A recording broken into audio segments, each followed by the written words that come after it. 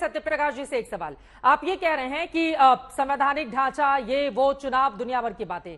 Sir, जब हम मुख्यमंत्री बनते हैं किसी और पार्टी के साथ, बीच में पसंद नहीं आती है उसको तुरंत छोड़ते हैं, किनारे लगाते हैं, किसी और पार्टी के साथ सरकार बनाते हैं, फिर वो पसंद नहीं आती है, फिर उसको छोड़ते हैं, दूसरी पार्टी के साथ आ जाते हैं।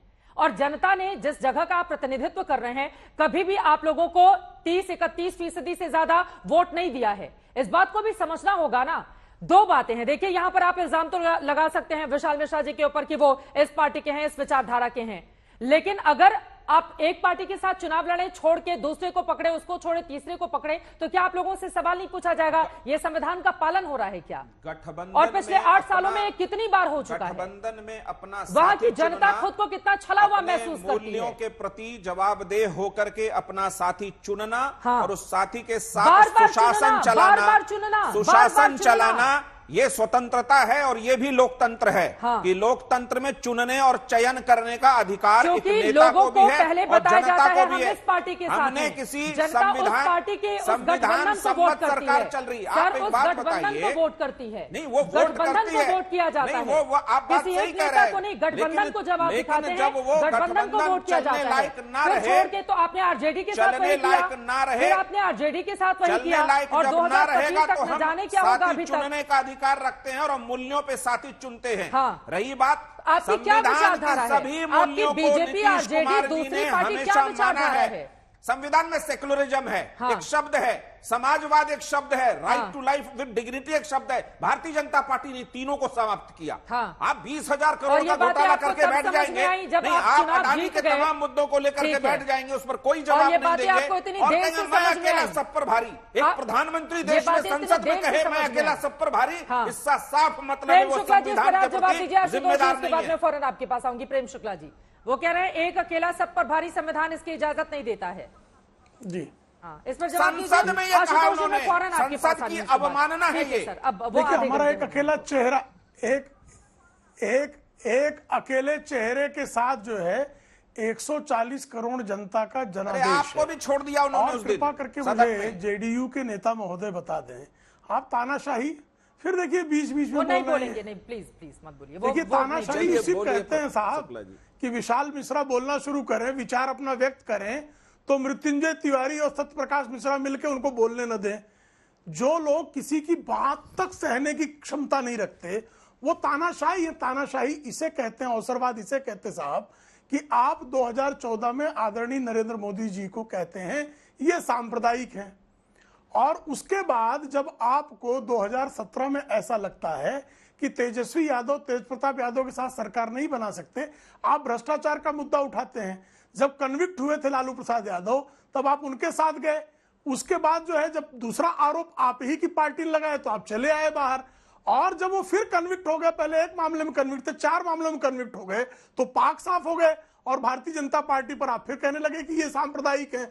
तो साहब, ये सांप्रदायिकता का आपका आरोप, आपके पास ऐसा कौन सा चश्मा है कि 2014 में मोदी जी जो है सांप्रदायिक दिखने लगते हैं, 2017 में वो एकदम से जो है रोज दिखाई देने लगते हैं, 2017 में आपको लालू प्रसाद यादव का परिवार और अभी यूसीसी लेके आ गए, और 2022 में जो है रोज ये हरकत करते हैं, तो कहें क्या? फिर लगे चिल्लाने, फिर लगे चिल्लाने।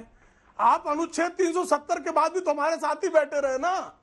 अनुच्छेद 370 हमने संशोधित किया, नीतीश कुमार भी बहुत बड़े कश्मीरी पंडितों को दोबारा बसाने की कोई हिम्मत आपने दिखाई हमारे साथ आए थे, तो अनुच्छेद 370 को शिथिल भी कराया, वहां से विस्थापित लोगों को अगर फिर से स्थापित कर देते कश्मीर में, तो मैं भी ताली बजाता। आप सिर्फ डमरू बजाते हैं। मैं चुप हो जाता हूं, मैं अभद्रता नहीं कर जब आप बोल रहे थे वो नहीं बोल रहे थे। मेरी पार्टी मुझे अशिष्टता नहीं करना सिखाती है। ठीक है, प्रेम शुक्ला जी बोलिए, वो नहीं बोलेंगे, बोलिए। मेरी पार्टी ने मुझे अशिष्टता और अभद्रता का संस्कार नहीं दिया है, इसलिए मैं मौन साध लूंगा अगर कोई बीच में बोलेगा तो। कृपा करके मुझे मेरे मौलिक प्रश्नों का उत्तर दीजिए मित्रवर्य, कि आप जो है, क्या ऐसा चश्मा आपका बदला कि जो 2017 में सपरिवार भ्रष्ट दिखाई दे रहे थे, तब एक मामले में कन्विक्ट थे, 4 मामले में कन्विक्ट होने के बाद वो 2022 में कैसे पाक साफ हो गए? क्या मानदंड आपके पास में था? जिनके जंगल राज के आधार पर ही आपकी जनता दल यूनाइटेड का जॉर्ज फर्नांडिस, शरद यादव, नीतीश कुमार ने गठन किया था, आज वही मंगलकारी क्यों लगने लगे? इसका कारण तो कम से कम जनता की समझ में आए। जरा स्पष्टता से सीधा जवाब दे दीजिए। हिम्मत हो तो, लोकतंत्र में विश्वास रखने वाले हो और स्वस्थ विमर्श में अगर आपका विश्वास हो तो उत्तर दे दीजिए। आशुतोष वर्मा जी, अब 2019 में तो पूरी ताकत लगा के बीएसपी और एसपी ने देख लिया बीजेपी को हराने की कोशिश, लेकिन उसका रिजल्ट क्या रहा? अब तो कोई दूसरा दल ऐसा है भी नहीं उत्तर प्रदेश में जिसके पास, मायावती के पास कम से कम 22 से 24% वाला एक इंटैक्ट वोट प्रतिशत था। अब किसके साथ आप गठबंधन करके बीजेपी को हराने का दम भरेंगे 24 में? कौन आ जाएगा इन तमाम 17 दलों में से 7 जिसके बाद बीजेपी हार जाएगी?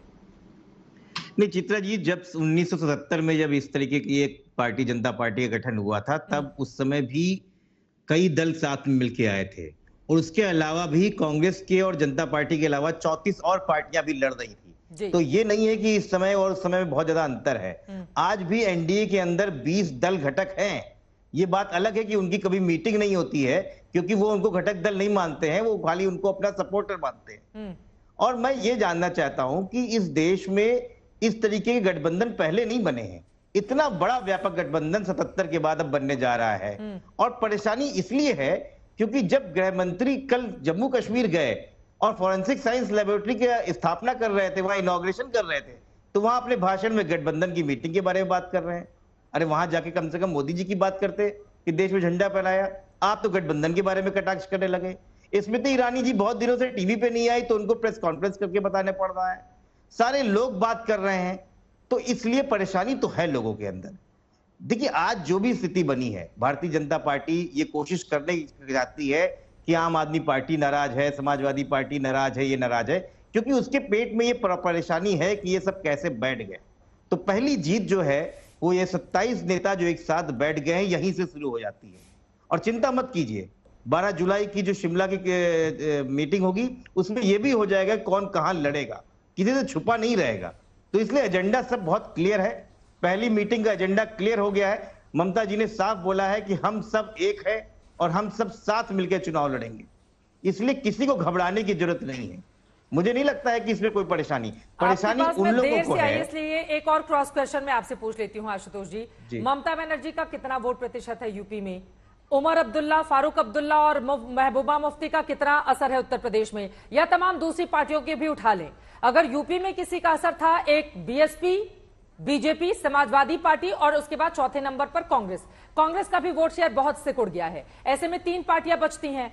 अब 2 पार्टियां तो आपस में मिलकर लड़ चुकी हैं। अब बताइए कैसे करेंगे? थोड़ा प्रैक्टिकल बात करते हैं ना। ममता बनर्जी जो कह रही हैं वो बातें बाकी के लिए महत्वपूर्ण हो सकती हैं। यूपी में सबसे ज्यादा 80 सीटें आती हैं। यहां पर एक सबसे बड़ी पार्टी के साथ लड़कर तो आपने देख लिया। अब सपा और बसपा से बड़ा गठबंधन यूपी में और क्या हो सकता है? और अब तो बीएसपी ने भी अपने आप को अलग कर लिया है आप लोगों से। यूपी पे रखते हैं ना, कैसे हराएंगे आप बीजेपी को? नहीं चित्रा जी, बिल्कुल सही बात है। अगर यही बात हम जरा 77 के चुनाव में देखें, हाँ। क्या भारतीय लोकदल की बहुत बड़ी भूमिका थी? क्या उसकी कोई भूमिका थी कांग्रेस के आगे? क्या भारतीय क्रांति दल, स्वतंत्र पार्टी, सोशलिस्ट पार्टी या भारतीय जनसंघ की अपनी कोई वजूद था? एक समय ऐसा होता था कि 350 से 400 सीटें कांग्रेस अकेले लेती थी। लेकिन जब लोग जुड़ते हैं तो विचारधाराएं जुड़ते हैं, लोगों का जनमानस जुड़ता है और एक बड़ी शक्ति के खिलाफ खड़े होने की तैयारी होती है। और आज वही से लगभग जुड़ चुका है। हम ये नहीं चाहते हैं कि कोई ऐसी बात करे कि सिर्फ नेता जुड़ना चाहता है, विचारधारा नहीं जुड़ना चाहती है। आज इनको अपने अंदर झांक के देखना चाहिए कि जिन 40-42 पार्टियों के साथ में आपने एनडीए का गठन किया था, आज आपकी स्थिति कहां पे आ गई है। आपके पास तो यह हालात है कि तमिलनाडु में ही आप 3 छोटी-छोटी पार्टियों के साथ गठबंधन में खड़े हुए हैं। उत्तर प्रदेश में भी आप गठबंधन में खड़े हुए हैं। आप छोटी-छोटी पार्टियों को, जिनका 0 के आसपास भी है वोट शेयर नहीं है, लेकिन आप भी जानते हैं कि गठबंधन जरूरी है। हाँ। एक संदेश देने के लिए, एक मैसेज देने के लिए कि हम इनके साथ में खड़े हैं। और वही पर्याय इस बार बड़ी पार्टियां देश की कर रही हैं, जो भारतीय जनता पार्टी के खिलाफ है, उस व्यवस्था के खिलाफ है जो भारतीय जनता पार्टी ने पिछले 9 सालों में इस देश में लगाई। प्रेम शुक्ला जी, 77 का चुनाव जब जिसका वो जिक्र कर रहे हैं, आपातकाल के बाद हुआ था, और अभी लोग बता रहे हैं, विपक्षी दलों के नेता, आफतकाल चल रहा है देश में, लोकतंत्र को बचाना है, इसलिए बीजेपी को हराना है। विचारधारा वाली पार्टियां एक मंच पर हैं। प्रेम शुक्ला जी,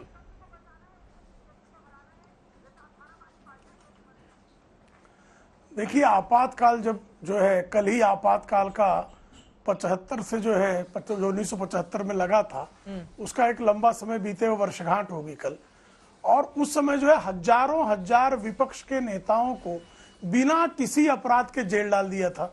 यहाँ तो 420 के मामलों में भी बेल दिया है। और जो कन्विक्टेड है लालू प्रसाद यादव, सजा याफ्ता लालू प्रसाद यादव स्वस्थ होने के बाद भी जेल से बाहर है। तो ये आफतकाल नहीं। और जब 1977 की बात करते हैं तो 1977 में भारतीय जनसंघ ने, संयुक्त सोशलिस्ट पार्टी ने, लोक दल ने, बहुत सारे दलों ने एक पार्टी में विलय किया था। तो ये सब विलीन होने को तैयार है क्या? और जो सब गठबंधन धर्म पर भाषण दे रहे थे आदरणीय आशुतोष वर्मा जी, अभी समाजवादी पार्टी का एक बार गठबंधन बसपा से हुआ तो वस्त्र हरण का कांड हुआ, दूसरी बार गठबंधन हुआ, सुश्री मायावती जो है बबुआ के बारे में अभी परसों भी क्या बोल गई सुन ही लीजिए आप। अभी ओम प्रकाश राजभर चुनाव में आपके साथ थे, आपके खिलाफ है। समाजवादी पार्टी के गठबंधन के साथी जो है वो समाजवादी पार्टी के साथ क्यों नहीं टिकते? समाजवादी पार्टी के लोग उनकी हत्या का प्रयास क्यों करते हैं? ये बताइए ना मुझे, कहाँ गठबंधन हुआ है? अभी अभी आपने देखा इसी चैनल पे संजीव झा और आलोक शर्मा जो है एक दूसरे के विरुद्ध यही बोल रहे हैं। अंदर क्या बैठक की बात हुई तो चित्रा जी बता पाएंगी, वहां मौजूद थी। यहाँ तो जो है आलोक शर्मा जी और संजीव झा जी दोनों पे एक जन कह रहे चोर दरवाजे से कांग्रेस और आलोक शर्मा कह रहे हैं आम आदमी पार्टी हमारी बी टीम है। बहुत देर से बात उठा रहे आलोक शर्मा जी। भाजपा को हटाना है, देश को बचाना, ये तो ऐलान हो गया। हाँ, आलोक शर्मा जी गठबंधन की बात करे ही ना। बीजेपी ने Sapa, Basapa, National Conference, JDU, PDP, Shiv Sena, Akali, Manjhi सबके साथ सरकार बनाई है। तो बीजेपी कम से कम किसी भी गठबंधन के ऊपर सवाल ना उठाए। दूसरी चीज, आज बार बार आप सवाल पूछ रहे हैं चित्रा जी कि तब क्या हुआ था, तब क्या हुआ था। हम तो ये पूछ रहे हैं, मोदी साहब को 2015 में बिहारियों का डीएनए पूछना पड़ा था और नीतीश कुमार जो थे वो सबसे खराब व्यक्ति थे और 2020 में मोदी जी ही उनको विकास पुरुष बता रहे थे। तो आज तो जवाब तो बीजेपी को देना है। और ये जितना भी पूरा कुछ जो सेशन हुआ है, ये समझ लीजिए कि फोटो सेशन नहीं था, ये बीजेपी की कुरीतियों के ऊपर कील ठोको सेशन था कि बीजेपी की सरकार के ऊपर आखिरी कील, इनकी जो कुरीतियों का ताबूत है उस पर कैसे ठोकी जाएगी। मुझे लगता है कि कर्नाटक में भी लोकतंत्र का हनन हुआ, 50 से ज्यादा कंप्लेंट हुई, लेकिन इलेक्शन कमीशन ने एक पर एक्शन नहीं लिया। सवाल आज यह है कि बीजेपी की इतनी बुरी हालत होने के बाद भी 65 सीटें इनकी कैसे आई? गृह मंत्री जिन्होंने दंगों की बात की, उनके ऊपर एक्शन क्यों नहीं हुआ? तो कर्नाटक में केवल हम चुनाव जीत गए और तो लोकतंत्र जीत गया, ये बात ठीक नहीं है।